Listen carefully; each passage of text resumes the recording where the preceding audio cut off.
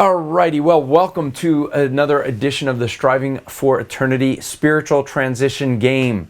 This is a game we play for Christians to practice transitioning from the natural to the spiritual, going from transitioning in any kind of conversation that you may have to a gospel conversation. That way we play this game is this way. We usually like to play it in a group of people, and what we do is we play where you may call out a person. So someone's going to call me out. They're going to say, Andrew. They're going to give me something, whatever the thing is. I don't even know what it is yet because it hasn't popped up on the chat for me. But I then transition to whatever they say, either a spiritual transition or more specifically to the gospel. Now, folks here like to make it harder for me, so I always have to transition to the gospel, not just anything spiritually related. So, we're in this spiritual transition game, and my topic tonight is the election. This will be a fun one. All right. So can you transition from the election to the gospel? Now, if anyone has maybe not had their head in the sand or something, they don't know that there is an election in the United States coming up. And we have two wonderful candidates. We have Donald Trump and Hillary Clinton. Yeah, so what do we see? You know, one of the things I find interesting about this election, out of any other election cycle that, at least in my lifetime, it is the first time I've seen people on both sides not excited about their candidates. Usually you get one or sometimes even both sides of the political parties that are excited about their candidates. Not this time.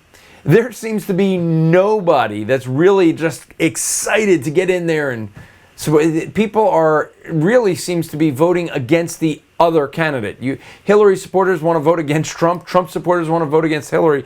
But no one seems to be really voting for Trump or Hillary.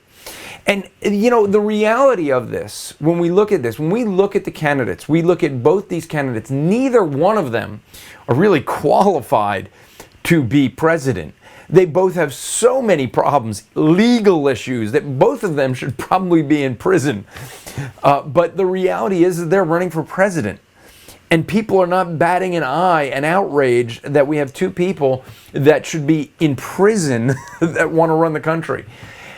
You know, that really does point to something. It points to God's judgment on this country. We have turned away from God so much that we could see his judgment on this country, that he has removed his hand and given us over to our own desires, our own sinful, hating God desires, that we have these candidates. This is the sign of God's judgment on America, that we can have these two to choose from.